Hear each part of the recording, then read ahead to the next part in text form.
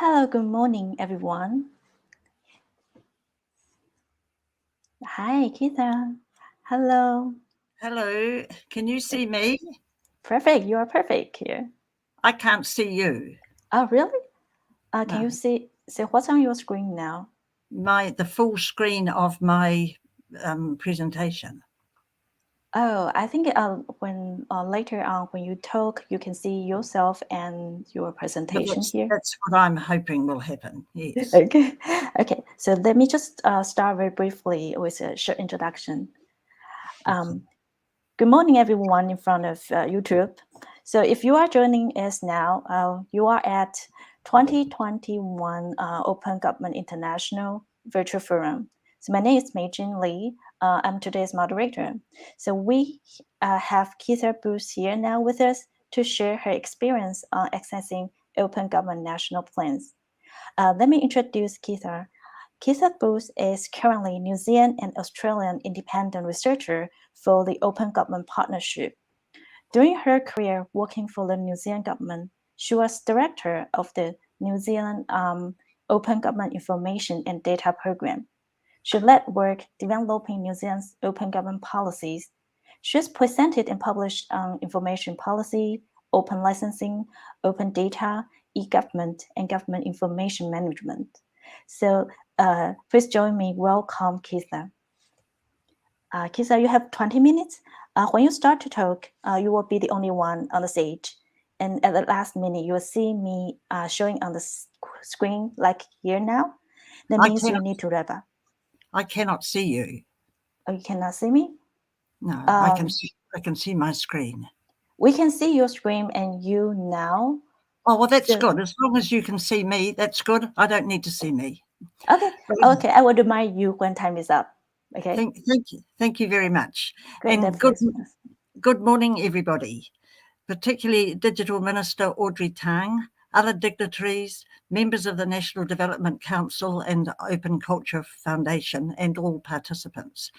I'm honoured to be here with you today at this forum to share my perspective and experiences. I will explain the independent review mechanism of the Open Government Partnership and give you my thoughts on what has worked well. You have a special opportunity to learn take the best from the IRM model and to set up your own independent review process. First of all, I congratulate you on Taiwan's Open Government National Action Plan 2021 to 2024. Its 5 major categories of commitment demonstrate to me very strong open government ambition. The purpose of each commitment is very clear, and their milestones seem verifiable and specific. It's evident it's been co-developed with civic society and government ministries, and I was very pleased to see the details of civic society partners included for each commitment. I think that the Open Government Partnership would be very pleased with your action plan. Congratulations again. Now, today I'll tell you about my independent research experience, why independent open government reviews are important during National Action Plan implementation, what relationships the reviewer needs to build with government officials, civil society partners, and with individuals, what types of commitments are most important during reviews, and finally, offer you some implementation advice based on my observations in New Zealand and Australia, and give you thoughts on how your independent review process could proceed. Now, here's a world map showing open government activity, which you're all aware of, and I've put it up so you can see where I am at the moment, down in the bottom right-hand corner in New Zealand.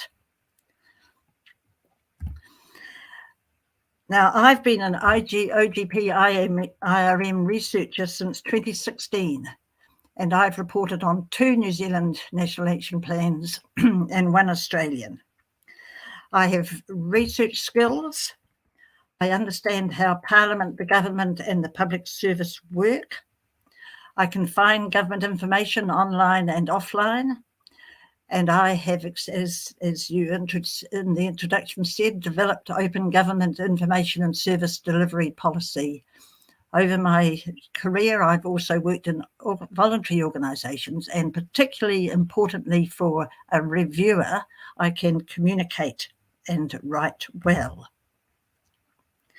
Now, when we look at what independent government reviews do, they have an international perspective. They assess compliance with international open government values. And by doing this independent review process, they're being very transparent. They're demonstrating that they are serious about participatory open government and are seeking continuous improvement. The review process runs in parallel with and monitors the country's own formal oversight process, and it reviews the country's online repository of documents. So that's their progress reports, their meeting minutes, etc. And it also interviews the implementers in the country, the co-creators, who could be both implementers or civic participants, and the public. And at this stage, it also searches for media and academic comment on the action plan and particular commitments. And most importantly, it searches for evidence of change in government practice. Now, the IRM process I am familiar with has had 2 reports over the duration of the action plan, one on the design and one on the implementation. And these reports are carried out following a very rigorous research plan and a process with, in this case, the IRM at the OGP. And all of the draft reviews are shared first with the government and then published online for public comment and then finalised. And these final reports have international status due to the rigorous scrutiny by international open government experts. So that's the importance of open government reviews. Now, each of these has taken about 6 months to complete, which is quite a long time. And they've been very dependent on the dedication and diligence of the one IRM reviewer in each country. And this may be one of the reasons why the IRM has changed its process for reviewing. It's retained its rigorous oversight by the international panel of experts, but it's now has a new way of preparing the reports. So there's 3 reports now: a co-creation brief, an action plan review, and a results research and report. And they're now done jointly by IRM staff at the OGP, as well as interviews within the country by the IRM researcher. Now, the one that is most important for Taiwan at this stage is that last one on the right, the results report. And that starts after 1 year's implementation and is delivered up to 4 months after the end of the implementation cycle. And it reports on policy level results and how changes are happening. So I'll give you some advice on how I think you could do that towards the end of my presentation. Now here's an example of the present process. At the moment, they're going through a transition from the original process to the new process, and this is the Australian Transitional Results Report, which came out a couple of months ago. Very black and white. You'll see on the screen. It's just a simple Microsoft Word document. And it reports on Australia's second action plan from 2018 to 2020, and it is late because of delays due to COVID 2019. I'm currently completing the New Zealand transitional report. I submitted my draft to the IRM last Friday, so I've been very busy. So let's now look at how independent reviews can be done well. starting with what independent researchers are needing from the government. Now, the government needs to build a positive, trusting relationship with the independent reviewer or reviewers over the period of the action plan. And that relationship is also with the multi-stakeholder forum. Now, while this contact with senior government officials and the leads and the forum is formal and must be formal, friendly interaction will achieve more collaboration. And this is particularly important for a 4-year action plan, as staff will change and continuity is required. Now, an up-to-date online repository of documents is essential, so the reviewer can access all the project reports, the minutes of meetings, and any public reports of actual results. That is, it's essential that that's up to date. And there needs to be regular formal contact with officials to maintain that trusted relationship. So those are the three essential characteristics of that relationship. Now, looking at the relationship with the public, the reviewer also needs to build positive, trusting relationships with the multi-stakeholder forum, any civil society co-creators or implementers, and also with the members of the public who are interested in open government, so they can feed back their analysis of how the implementation is going. And that helps the reviewer build up networks of people to interview formally. For example, academics, journalists, subject specialists, technologists, and members of the public. And the reviewer needs to be able to interview all of these people about the commitment, ambition, progress, and results. And that needs to become a relationship where the interviewee will give honest feedback to the researcher, who will only quote them if they agree. They need a trusted relationship. Now, moving to the types of commitments that have been identified as the most important for the reviewers to assess, we're looking for ambitious open government work, not a continuation of business as usual. And the IRM has released some research, it did that in October this year, on what they think the most important commitments are. And they're those that grow open government values. And these are the values that the OGP rates as the most important. Access to information, i.e. transparency, civic participation, public accountability, and using technology to deliver those values innovatively. And the next type of commitments are those that are transforming the current delivery of government services or information, improving interaction by the community and businesses. The next are addressing gaps in open government policies. It could be freedom of information, procurement, beneficial ownership, land ownership, for example. Those that increase the potential of reform that's already underway, growing its ambition. Those which are being co-created with civic society, and that's very important. It's pretty rare in New Zealand, and it would be great to see that you're able to do that more effectively. And finally, work linked directly to a country's national reform program, and you have direct links in your National Action Plan to those. So those are what the IRM rate as the most important types of commitment.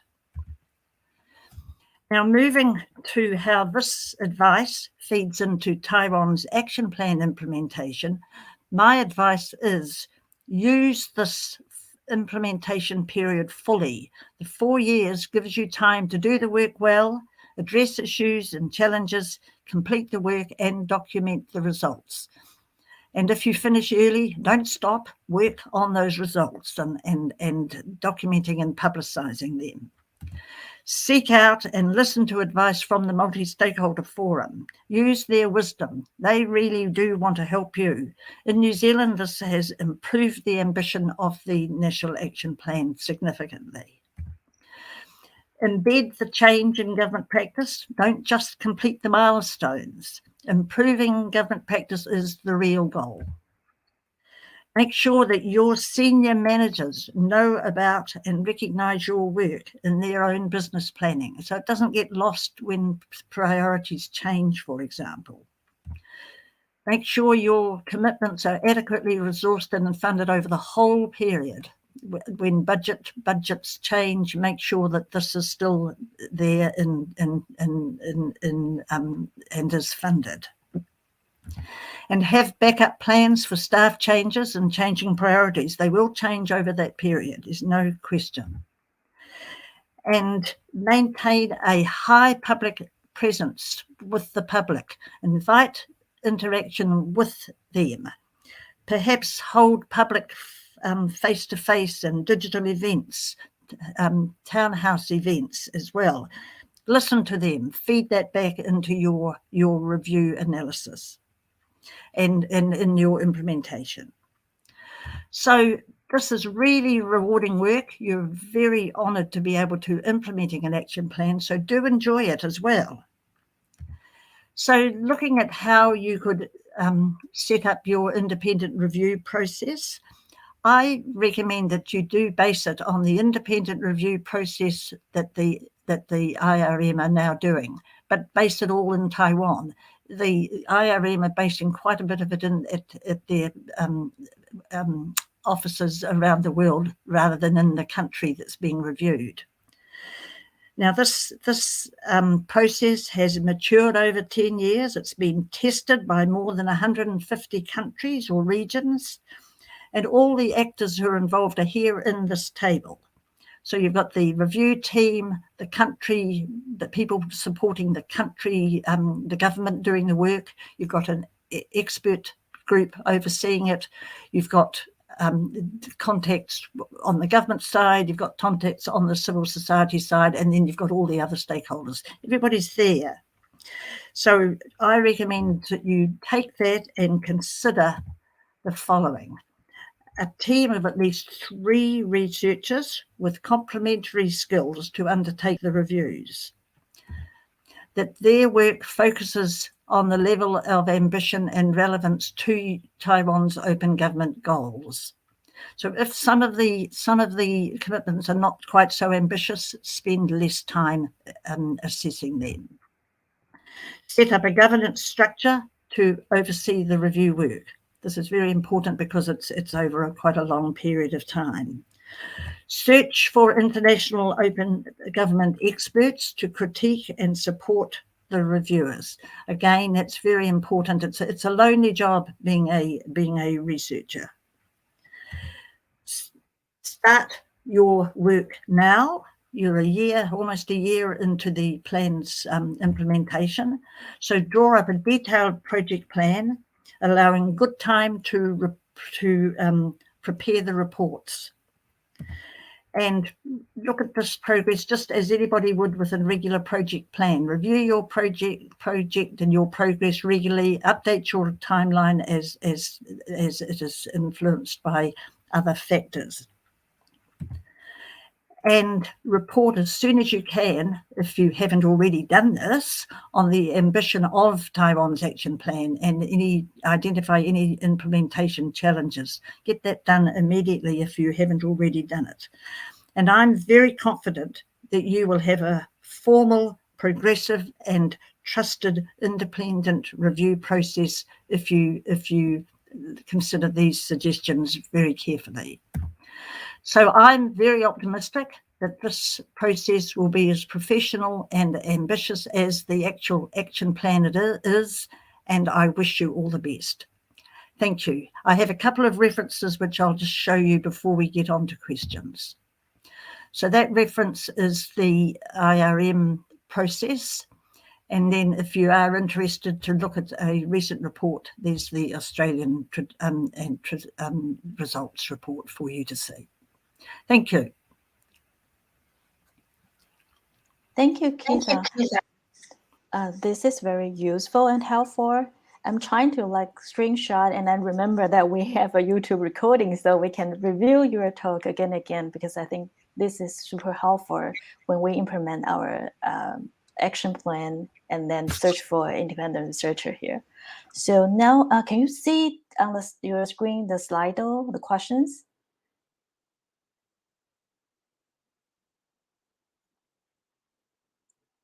While we are waiting Keitha to be back, dear audience, please post your questions on the Slido. You can post it in English, in Chinese. We have a translator to help you. Keitha, are you still there? Okay, I think we lost. Yeah, I lost you. Here I am. We're back again now. Hi, great, you're back. Can you see the screens with questions here already? Yes, I can. Okay, thank you so much for your talk, very helpful. So we have some questions in English and Chinese, and we have a translator to help. We will go one by one from the top to the bottom. Maybe Sam, can you help us with the first question? Hi, can you hear me now? Yes, perfect. Great. So the first question we've got is, what's the process for becoming a IRM? What's the average length, background? What's kind of the distribution of people and in different countries, and the kind of average age and kind of gender distribution of IRMs? And how do you get certified, and how do you kind of verify and confirm the independence of an IRM? Right. Well, I can't tell you too much about all of the variations in different countries. I can tell you about those whom I met when I went to training sessions. And there's I think the people are probably mostly in their 30s or 40s, not me, but most of them are younger than I am. The process for being selected by the OGP is that you submit a application, you're interviewed online, and they're testing your analytical ability and your ability to communicate, and then you sit an exam, an online exam. I think it was 2.5 hours, where I was given a draft report and asked to analyze it, to answer particular questions. So it's a very rigorous process. I guess that's what is still done. That was 5 years ago when I first started. What has happened up until COVID hit us was there was training for a group for new people. I've attended 2 training sessions, so it's really one for each 2-year period, because the plans have tended to be 2 years. Rigorous training where you practice your writing, you practice how you understand the requirements to report on the ambition, on the specificity of the commitments, on whether they're verifiable, whether they are transformational or not, and have a good 2-day training session. In terms of gender, I think it's probably pretty 50-50. And I don't know the backgrounds of the ones whom I observed. Quite a number of them were doing postgraduate study at universities. There were not many like me who were working for themselves. Thank you. I think we have a lot of questions about how this is really done. So the next question is actually the third one on the screen, because the second one is just translated. So the question is, generally, how long will it take to complete an IRM report? And it's also not only about how long. I think we are also curious about the entire process, how you prepare a different stage of doing that research. Right. As I said, it generally takes about 6 months. And the IRM have thought that's been too long, which is why they've now changed their process and have those 3 reports, some of which are now prepared at their head office. And they're hoping that the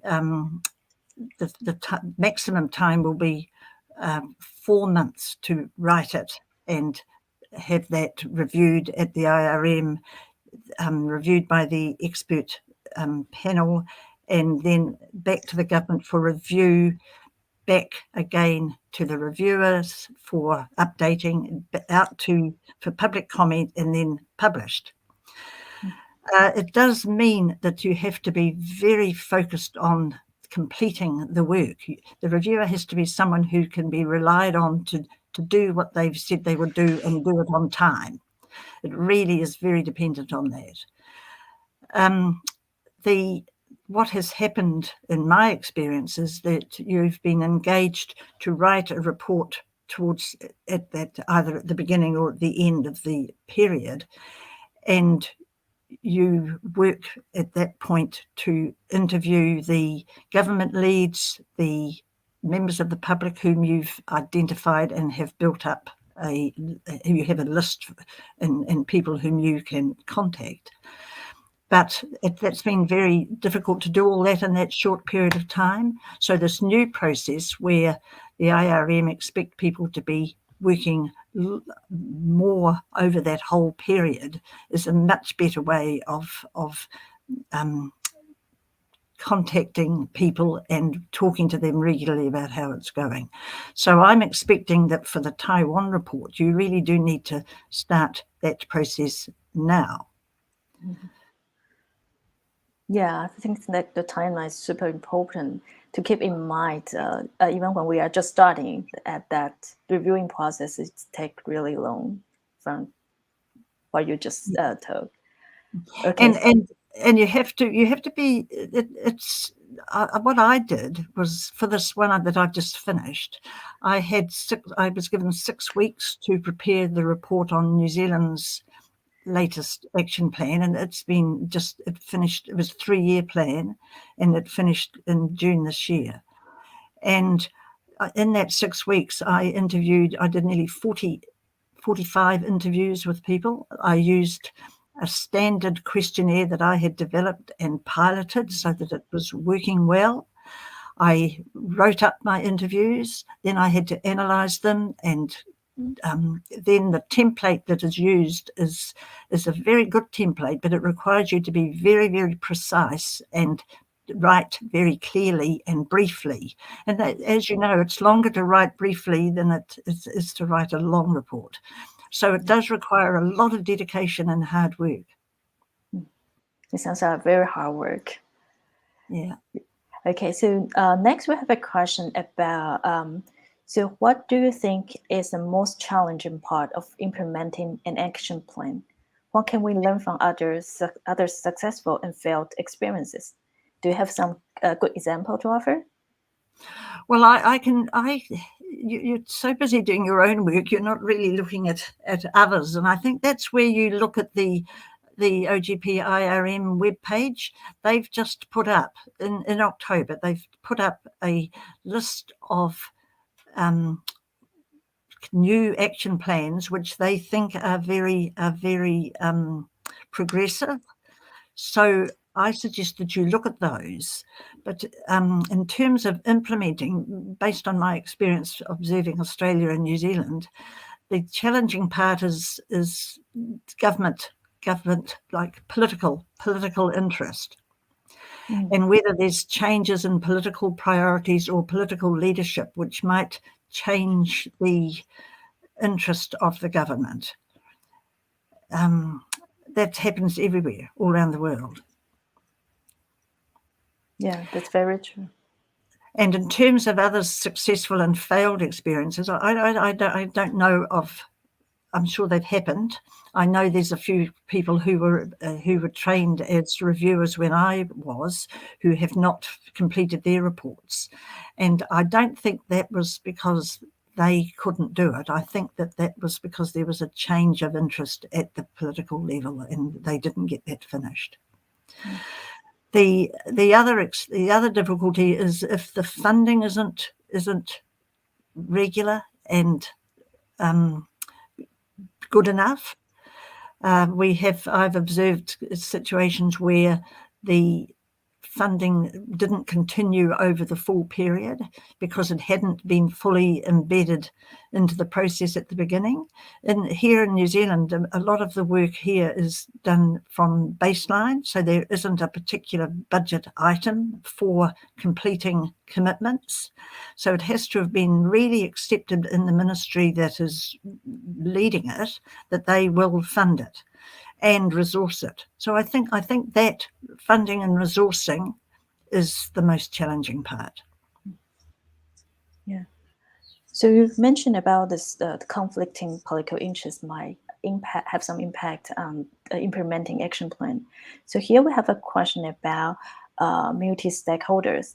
So have you faced any tension when doing the research between multi-stakeholders?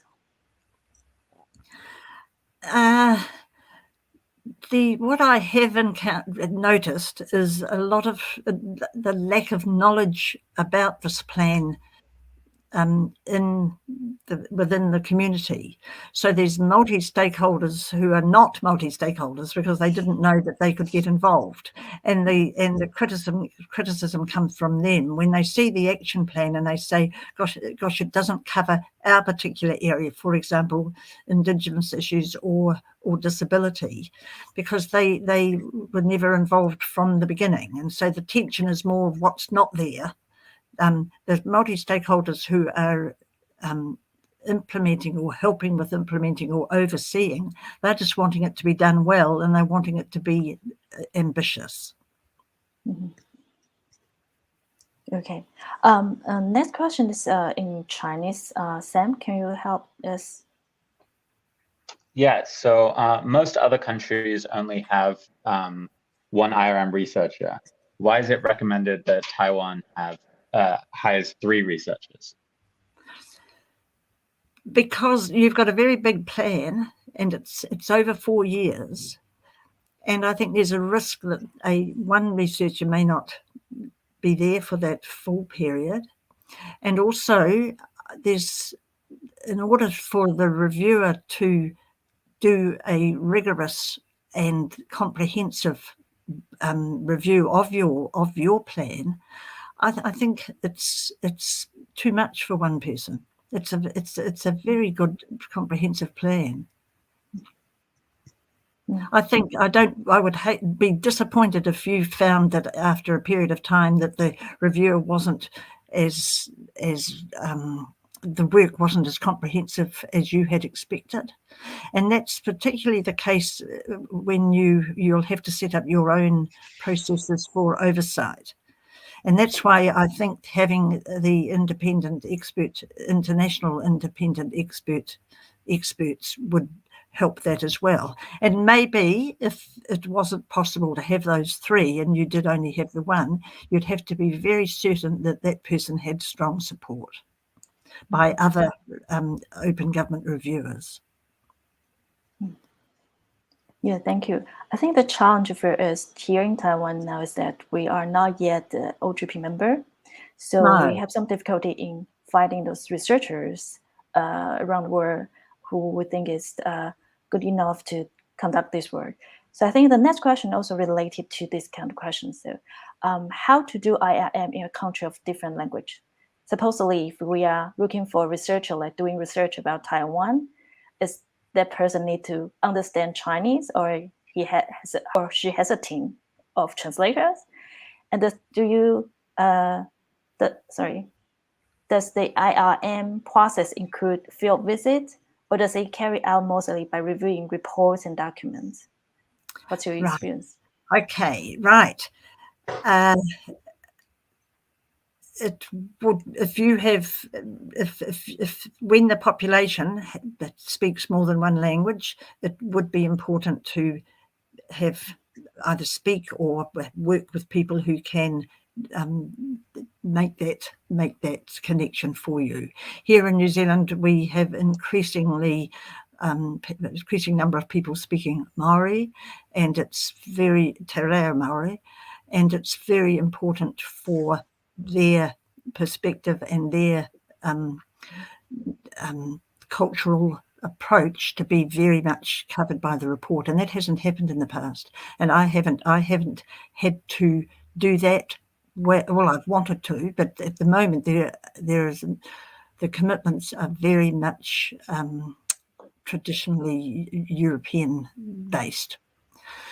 As far as, and that's changing, and so that's good. And the next round of reviewing will require a knowledge and an ability to korero, to speak in Te Reo Maori. So yes, you need to be certain you're covering the full population in all languages. Field visits. By field visits, what I'm interpreting, speaking face-to-face with the commitment leads. In here, they're all here based in Wellington, where I am based, so I've been able to do that, but we do that by Zoom now. So if it's field visits to see the results of a commitment,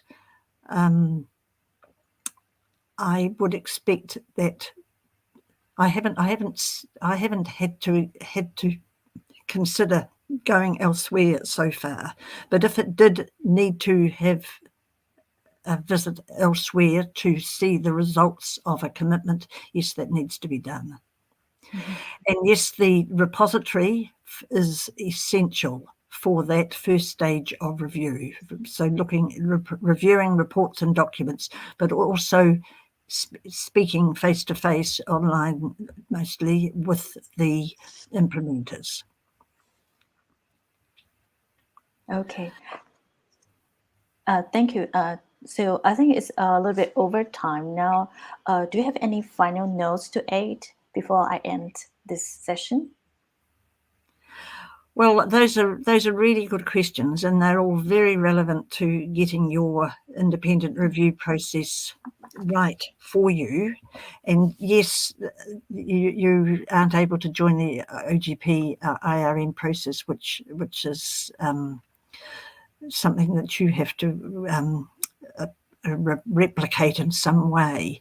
And I do hope that the international community will be able to help you there. As far as finding reviewers, I would expect that you would be wanting local Taiwanese reviewers, and they will want to be trained, and all the training is done by the IRM. Now, I don't know what's happened. I understand there's been some form of assistance from the OGP support unit in Singapore, and maybe that could be continued for training the IRM reviewers. So I wish you well. Thank you so much. Thank you, Keitha. This is very helpful, practical, and useful conversation we have here. Unfortunately, we have to wrap up here because of time. And okay, so we can continue the conversation somewhere else. Okay, this is the end of the morning session, and we will come back together again in the afternoon at 4 Taiwan time. In the afternoon, we'll have another IRM researcher, Nada Kuklidze, to share his experience on reviewing Open Parliament Action Plan. So after that, we will also have another roundtable. Thank you everyone for joining us this morning. And thank you, Keitha, again for joining us here. I'll see you very soon in the afternoon. Thank you. Okay, thank you. Bye-bye.